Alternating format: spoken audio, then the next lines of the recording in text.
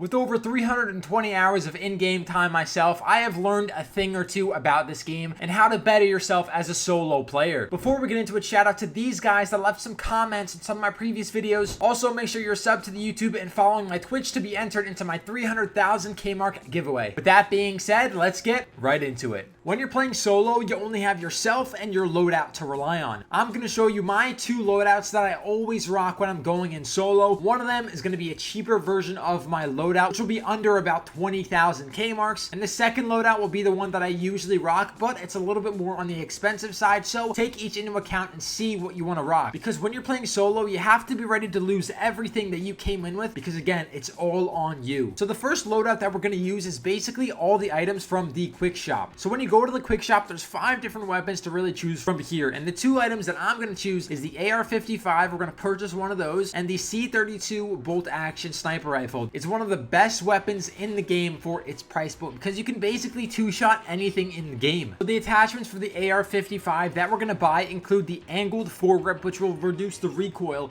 which is something you really want to look out for when you're using this weapon. You're going to want a medium quick draw to kind of make it so you can reload quicker, because when you're in gunfights, you're going to want to have as quick of a reload as possible. For the grip, you can choose 2 different grips. You can either have improved weapons time to equip or improved weapons aim down sights. When I'm using a sniper in the AR, I like to rock this one just because I can switch from weapon to weapon fairly quickly. So I grab the ergonomic grip. I usually don't grab a tactical light. Again, if you want a light on your gun, go ahead. I usually just don't rock one because I'm usually never in storm or in dark areas. Then make sure to pick up a standard stock to reduce that recoil. Get a red dot sight for this weapon because again, it's one of the better sights for this weapon. And then make sure you get yourself a medium muzzle brake, which also reduces the recoil for this weapon. So this is what the gun should look like when you have all of the attachments on the weapon. So just make sure it looks like this. Again, you can add anything else you want. If you want to put better attachments on the gun, you can, but this is what I rock for my budget build. And now for the C32 bolt action sniper rifle, we're only going to get one attachment for this gun, and that is the 2x optic. You really don't need anything else. If you want to stack it with other attachments, go ahead, put them on. I usually never rock them because this attachment already comes in pretty hefty at $2,500. So again, if you're adding other stuff to it, it's going to get pretty expensive. Now that we have our guns picked out, we're going to pick just normal stuff. We're going to get a small backpack. We're going to go in with white armor. I don't suggest getting tactical stuff because again, if we see the normal shield is 600 durability and then the tactical is 500 and it has less armor, this has 10 and this has 7. So again, I would not recommend tactical. Once we get the armor done, we're going to buy some weak stims. What I would recommend is I would bring in 10 weak stims, and if you have the option to bring in 5 green stims, I would recommend that because again, if we take in 10 white weak stims, these make it so if you're fighting mobs and you get tagged by some striders, you can heal up real quick. But if you're in a gunfight, you can use the green stims to kind of give you more health in a quicker succession. And then obviously you're going to need to bring some ammo. When I think about ammo, I buy 6 stacks of 75 for medium ammo, and then I bring 2 stacks of heavy ammo. So in total, we have 450 medium bullets and 50 heavy bullets. If you want to bring in some grenades, of course, do so. Bring in a couple grenades. You do have to craft them now. I did buy an absolute crap ton before they fixed it. So again, craft some grenades if you want to. They're not necessary. I usually don't even bring them, but this is the loadout you're going to want for your budget build. So now for the no holds bars build, this is the build that I like to rock when I'm just going in solo and I'm not really worried about the price tag. So what I do is I get a blue bag, a large backpack. If you want to rock a purple one, a green one, a white one, again, it's up to you, but the guns are really what I'm after here. For the armor real quick, I do take in blue. I don't like bringing in green because I just don't usually have green, so I bring in some blue armor. For consumables, I like to bring in the best consumables I have, so I usually bring 2 blues and 1 green, just because green is if I get tagged by some creatures, and blues are really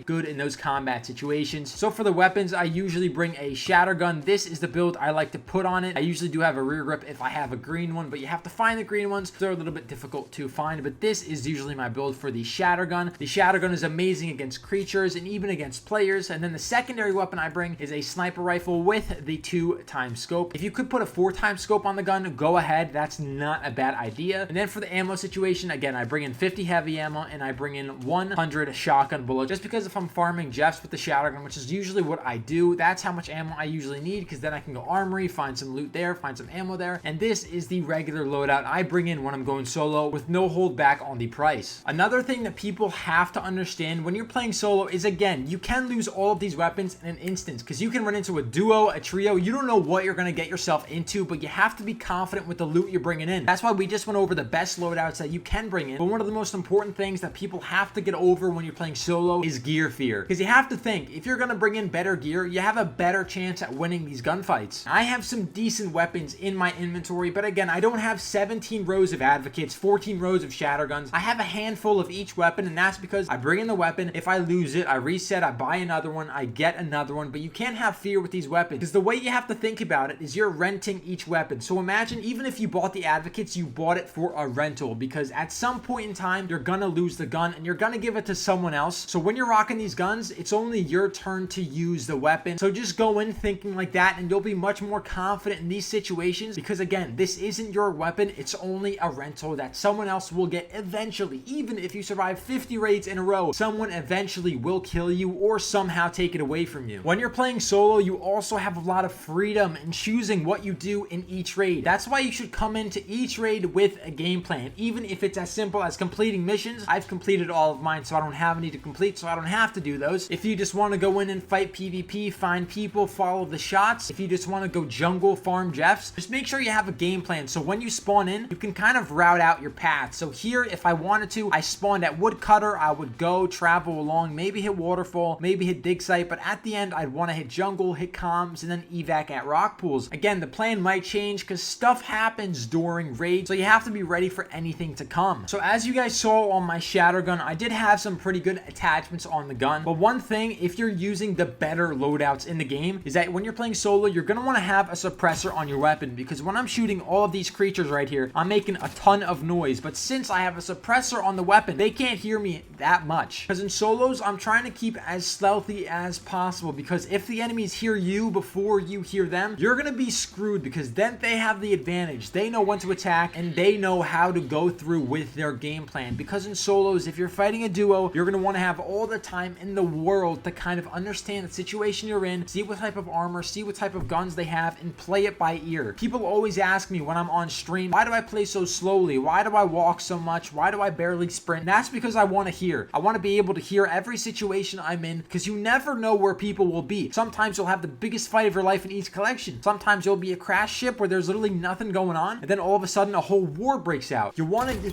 Oh my god, oh my god, oh my god, guys, this is what I'm talking about, guys. I'm here talking to you guys, saying that your ear is going to be your best friend here, but sometimes you don't have that option. Sometimes you have to play it how you have to. You have to back up, understand the situation you're in. It's going to be some high stress environments, but again, you have to play it by ear and understand that you're not always going to have the best positioning possible, but you have to do what you can do. Now, this will be a live teaching on how to win your solo PvPs, because if I lose this gunfight, it won't be in the video. So as you saw, we got jumped right outside the gate of East Collections, so we kind of have to outwork them and see how we can get an angle on them. Right here, I'm going to walk down and really try to use my ears to understand where they are and how I can attack this situation the best way possible for me. So when I open this door, I know they could maybe be camping it, so I want to play a little cautiously here. So I'm going to move in here, try to play my angles very cautiously, understand that they could be peeking at any doorway, and they might have the advantage. I don't know how many there are, so there might be one, there might be two, there might be three. I don't know. I have to play it slowly and understand the gunfight that I'm in. Now, what I'm doing is a bit risky. I want to get this high ground because, again, that guy outside the gate could have gone anywhere, and I knew there's a guy to my right, so I have to play angles very, very smartly here. Now here I hear a gunfight outside, so I'm going to push up on that. I hear two kids fighting, and I know that I really should push up on this. I get one kill. I don't know if he killed the second guy. Let me push up and try to find out. See if I see any bodies, see if I see any guns. Is this second guy had a phasic, and I want to make sure that I get him out of the lobby, because again, a phasic is a very dangerous weapon to have fighting against you.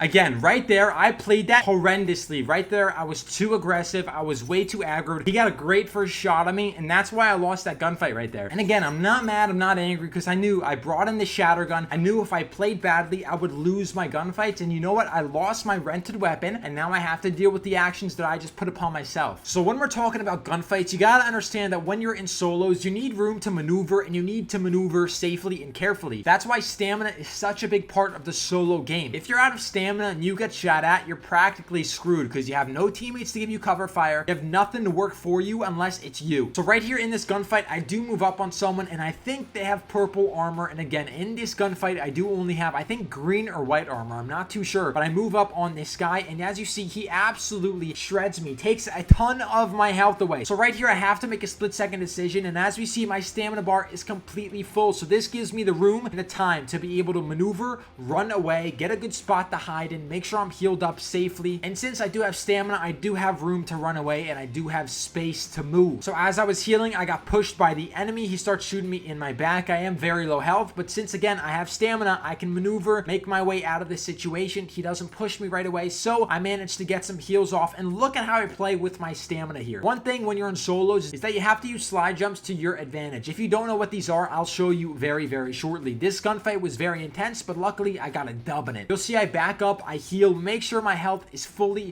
HP'd, and I start making my way back into the gunfight because again, I knew this guy had a shatter gun. He was trying to evac very shortly, and I knew he would try to push me because again, he had much better armor than me. Here I hear him coming, and look at how I use my stamina. So right here, I jump out and I get him by surprise. I hit him with a shot that he was not expecting. Right here, I thought I ran out of bullets, so I tried to go for a reload, but when I'm reloading, I'm kind of a sitting duck. So what I did is as I'm reloading, I make sure to sprint and jump away from him. So now I have him at his back, and I try to get a good shot on him, but he does the same thing that I do. He turns around quickly, slides to my left, which is a great strategy when you're playing solo, because again, you want to break people's cameras. You want to make sure that they don't know what's going on. So as he slides to my left, I try to get a shot off, but again, he jump slided, and that threw off my aim completely, and that's what I want you guys to do. You want to slide and jump. So now he's out of my target range, which is why he jumped, because he avoided my shot completely. So now he jumped away, got a good shot on me, and I knew that I was in a pressured situation. Luckily, I still had more than half of my stamina bar full. I go in for a second shot here. I miss it. I know that he definitely has more bullets than me, so I gotta try to maneuver since I still have a lot of stamina left. So I gotta reload. I maneuver, I slide jump, and I managed to get a great shot on him as he's running away. So that's why maneuvering in solos is so important, because again, I just got purple armor, I got a shatter gun, I got an advocate just from using a bulldog and green armor and understanding what I have to do as a solo.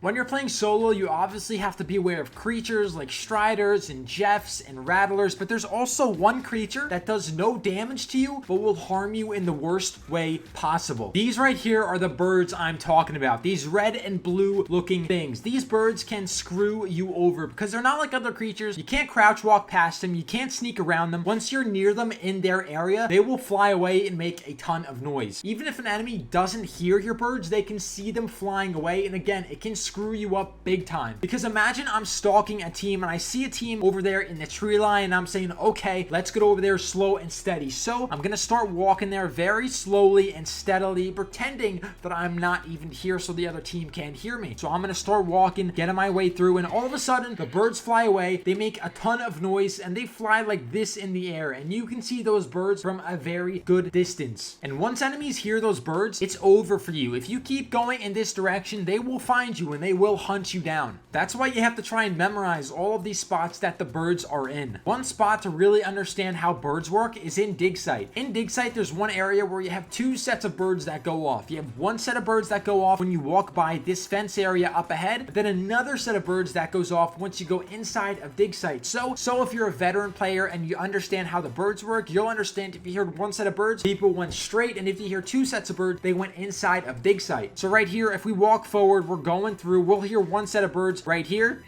and this set of birds goes off and they fly away. But then if we make a left and we go into this gated area, you'll have another set of birds that goes off, and that tells people that you decided to go inside of dig site. Again, this could be your downfall or it could be your come up. You could use birds to your advantage, or the birds could be used against you. Again, these creatures are such a big part of the game that people need to understand that they can screw you over in a second. Because again, there are a lot of things that can screw you over when you're playing solo, because again, you don't have cover fire, you don't have any anyone to help you with mobs like Jeffs. So the whole world is technically against you when you're playing solo. But again, if you use all the advice I gave you in this video, it will definitely help you increase your odds in winning these PvP situations and making you more successful. You won't always survive the raids. You'll get unlucky. You'll miss your shots. You'll hit your shots. Try your best and become the best solo that you can be. So boys, thank you for watching the video. If you enjoyed, make sure to leave a like and subscribe. Hopefully, I'll see you in the next video. Adios.